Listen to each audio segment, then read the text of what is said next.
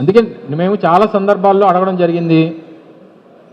ఆయన హామీల్లో చంద్రబాబు నాయుడు గారు మొన్న ఇచ్చినటువంటి ప్రధానమైనటువంటి హామీల్లో పూర్ టు రిచ్ కూడా ఉంది కదా.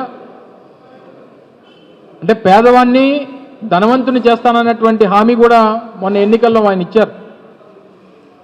సో ఏ రకంగా ఆయన 2 ఎకరాల నుంచి ఈరోజు 1000 కోట్ల రూపాయలకి ఆయన వ్యాపార సామ్రాజ్యాన్నో లేకపోతే అవినీతి సామ్రాజ్యాన్నో ఏ రకంగా ఆయన స్థాయికి తీసుకుని వెళ్ళాడో ఈ రాష్ట్ర ప్రజలు కూడా చెప్తే బాగుంటుంది. నువ్వు చేతికి వేలికి ఉంగరం పెట్టుకోపోతేనో లేకపోతే చేతికి వాచి పెట్టుకోపోతేనో లేకపోతే జేబులో ఫోన్ పెట్టుకోపోతేనో నా దగ్గర డబ్బులు లేవని అంటే నమ్మేటువంటి పరిస్థితులు ఎవరు ఉండరు. ఏదేమైనప్పటికీ ప్రజల ముందు ప్రజలకు అన్ని విషయాలు తెలుసు.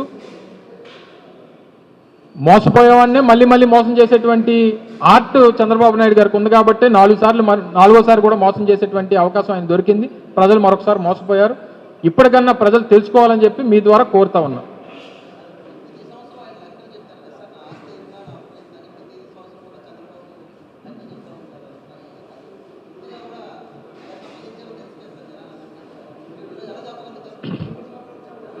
ఏది ఆయన ఆస్తులు చెప్పినప్పుడు కూడా 2-3 సందర్భాల్లో నేను మాట్లాడడం జరిగింది. ఆయన ఆస్తుల ప్రకటన ఎలా ఉంటుందంటే ఆయన 86లో జూబ్లీహిల్స్లో కొన్ని స్థలం 86 రేట్లు చెప్తాడు. ఆయన 86లో ఆయన 10 లక్షలకు 5 లక్షలకు కొన్ని రేట్లు చెప్తాడు. ఇప్పుడు మేము అడిగేది ఏంటంటే రాష్ట్రంలో ప్రజలందరూ కూడా పాల వ్యాపారం చేసి ఈ స్థాయికి డబ్బు ఎలా సంపాదించాలో అనేటువంటిది అందరికీ ఒక సలహా ఇవ్వమని చెప్పి కోరుతా ఉన్నాను. ఆయన్నేమి తప్పు పట్టట్లేదు.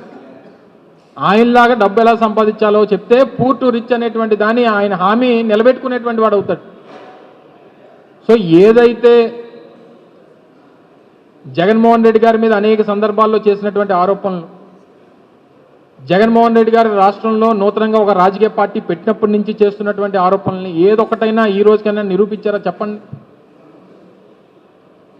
ప్రతి సందర్భంలో జగన్మోహన్ రెడ్డి గారి మీద బురద జల్లడం అనేటువంటి కార్యక్రమం చేశారు తప్ప ఏ రోజు జగన్మోహన్ రెడ్డి గారి మీద 1,00,000 కోట్ల ఆరోపణలు చేశారు.